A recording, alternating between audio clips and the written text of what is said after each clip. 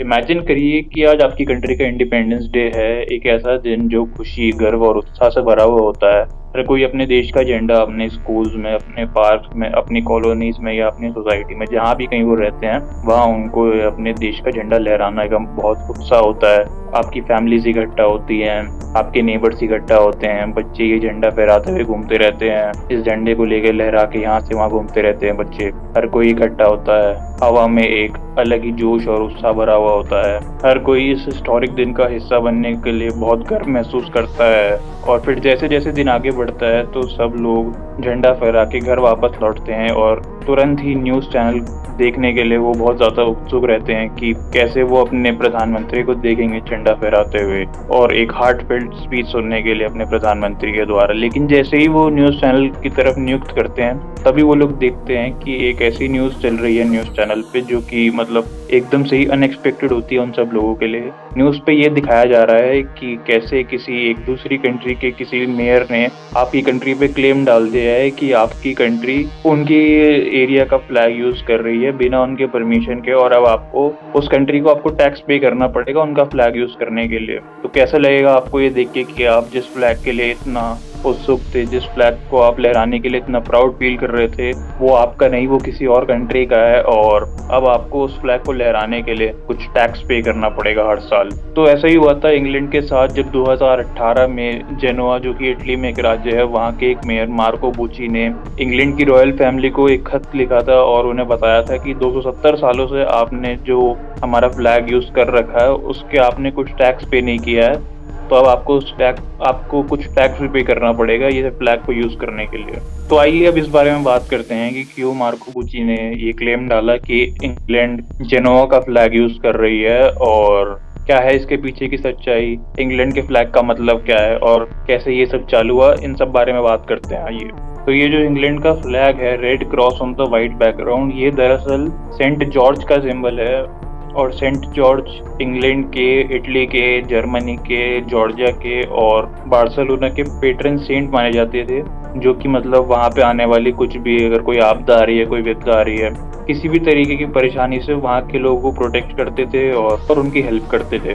तो Saint George के पीछे की कहानी ये है कि एक टाइम पे एक ड्रैगन ने एक एरिया के आसपास बहुत ज़्यादा अपना आतंक फैला रखा था और तब सेंट जॉर्ज ने जाके वहाँ एक राजा की बेटी को उस ड्रैगन से बचाया था बहुत ही ब्रीव तरीके से और बहुत ही हीरोइक तरीके से। तो जहाँ-जहाँ उस ड्रैगन का ब्लड स्प्रेड हुआ था सेंट जॉर्ज के साथ लड़ाई करने के बाद, तो वहाँ-वहाँ रेड रोज़ेस खिलाए थे। तो इसीलिए बार्सिलोना में और इंग्लैंड में और जॉर्जिया में 23 अप्रैल को सेंट जॉर्जेस डे मनाया जाता है या फिर अगर मैं बार्सिलोना की बात करूँ तो सेंट जॉर्डीज़ डे मनाया जाता है और सब एक दूसरे को रोज़ गिफ्ट करते हैं। तो मतलब ये वैलेंटाइन्स डे के इक्विवेलेंट है सेंट जॉर्डीज़ डे या सेंट जॉर्जेस डे।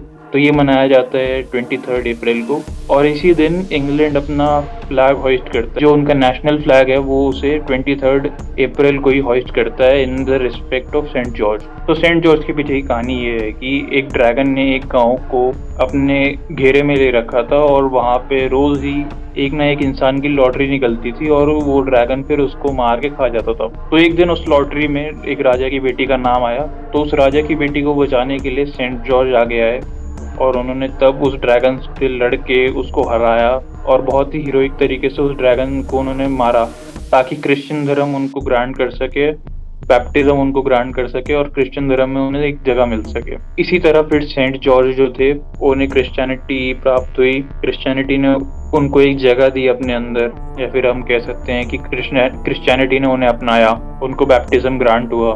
तो इसी तरीके से वो सेंट बने।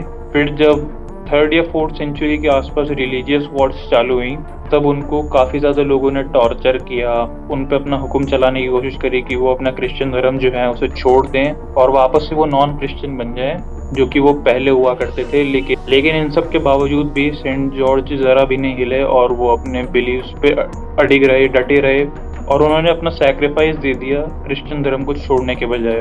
तो ये है कहानी सेंट जॉर्ज की और कैसे उन्होंने एकदम बहादुर तरीके से अपने आप को सैक्रिफाइस कर दिया लेकिन अपना रिलीजन नहीं छोड़ा। तो ये है सेंट जॉर्ज के पीछे की कहानी।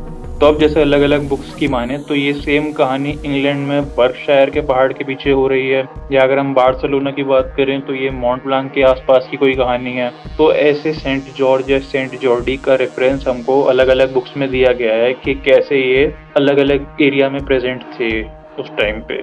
तो अब बात करते हैं जो जेनोआ के मेयर हैं मार्कुची, उन्होंने इंग्लिश रॉयल फैमिली को ये क्यों लिखा कि आप बहुत टाइम से हमारा फ्लैग यूज़ कर रहे हो और अब आपको इसके लिए कुछ टैक्स देना पड़ेगा।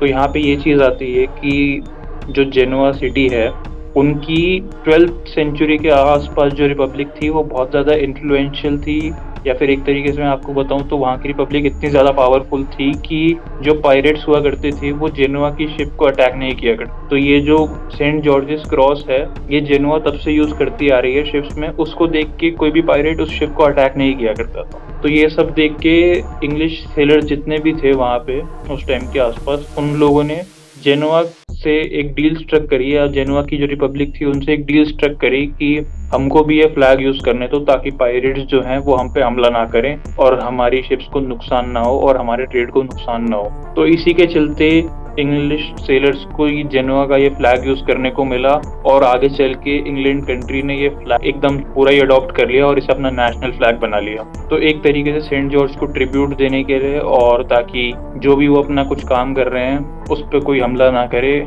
जिससे कि ये सेलर्स वाला ही केस ले लें आप। तो इसी तरह अगर आप देखें तो बहुत सारी इटालियन टीम्स ने, इटालियन फुटबॉल टीम या क्रिकेट टीम जो भी हैं, वो जेनोआ का फ्लैग यूज़ करती थी, या फिर जो सेंट जॉर्जेस क्रॉस है उसे यूज़ करती थी। जैसे जेनोआ सीएफसी जो कि जेनोआ क्रिकेट और फुटबॉल क्लब है, pharma FC, Bologna FC, AC Milan.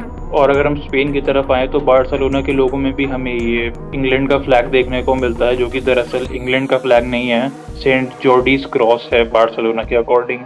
और अगर हम जॉर्जिया का फ्लैग देखें तो उसमें तो हमें ये सिंबल 5 बार देखने को मिलता है। एक सेंटर क्रॉस है और जो 4 पार्टीशन होते हैं उससे, उनके अंदर भी ये क्रॉस है। तो इस तरीके का कुछ सिंबल है जॉर्जिया कंट्री का। जॉर्जिया ने तो अपना नाम भी सेंट जॉर्ज के नाम पे ही रखा हुआ है। तो इससे पता चलता है कि जॉर्जिया कितनी इन्फ्लुएंस थी सेंट जॉर्ज के द्वारा। और जितने भी मेरे भाई कार एंथुसियास्ट हैं उन्होंने एक कार ब्रांड का नाम तो सुना ही होगा, अल्फा रोमियो। इसमें भी आपको ये सेंट जॉर्जेस क्रॉस देखने को मिलता है। ये एक तरीके से डिपिक्शन होता है जो मतलब सिटीजन्स होते हैं और जो मतलब अपर क्लास होते हैं लोग, कैसे उनके बीच में बैलेंस बिठाया जाता है और सभी को वो लोग लुक आफ्टर कर पाते हैं। तो इस तरीके का कुछ डिस्क्रिप्शन है इस क्रॉस का। तो ये है इस फ्लैग के पीछे की कहानी। और अगर आप देखें, हमें कई जगह देखने को मिलता है कि इंग्लैंड के द्वारा इन्फ्लुएंस्ड है इटली, लेकिन ऐसा नहीं है। इस कहानी से आपको पता चल गया कि इटली के द्वारा इन्फ्लुएंस्ड है इंग्लैंड।